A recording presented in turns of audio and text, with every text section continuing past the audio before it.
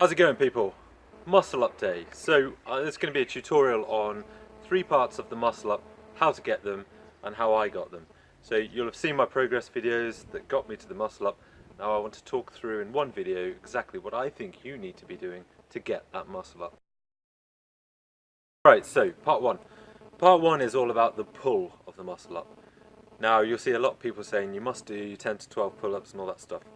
What you need, yes, get to about 10 pull-ups. You also need to train radial and explosive pull-ups, ideally a combination of both. That's where your muscle up is. You've got to get to the top of that bar. So let's have a look what that looks like and why it's different from just a pull-up. So guys, if you just do pull-ups, you're going to get stuck at the bar. Here's why. If I do a pull-up, to transition from here, it's a nightmare. To do the muscle up, you really need to be doing a radial. That gets you away from the bar and lets you transition. Now of course it's possible to do a muscle up without doing it as a radial.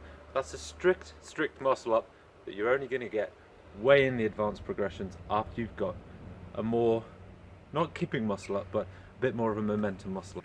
So the radial explosive pull-up that you need to practice, the first step, grab the bar just over shoulder width, and you're going to swing slightly forward until your head moves in front of your body.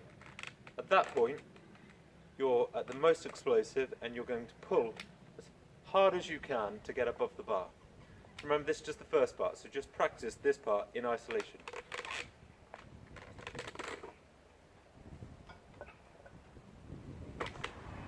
So you'll see, compared to a normal pull-up, I'm way above the bar. That's the height you need to pull off the muscle up.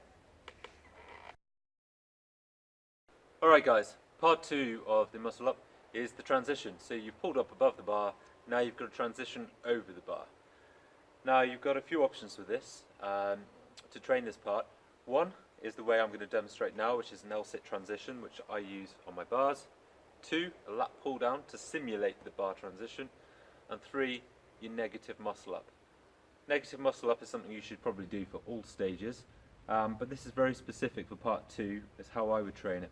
If you're doing it on a lat pull down, you'll want to just take the bar, simulate like you're doing a muscle up, bring it to here and pull down. This is how I do it on my setup.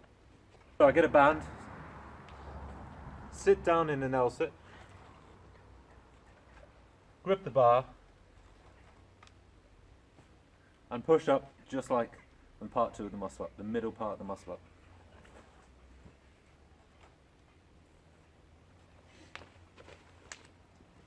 As you get stronger at that, you can reduce the resistance of the band, ideally to the point where you don't even need it. Part 3, the dip. You do need to train this, even if you think, I can do dips. Well, that's what I used to say. I could do dips, why should I train the dips? The bar dip, the straight bar dip, is very different to the other dips. Not only that, but it's actually training you to grip the bar just as you get over it. That's the critical point where, if any time, you're going to fail and come back down. So without training these straight bar dips, you're not going to build that grip strength at the top. Okay, so let's look at what the bar dip needs to look like.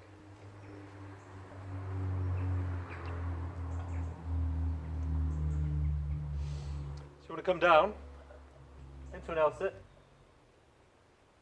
push back up. Get the bar as low as you can to your chest.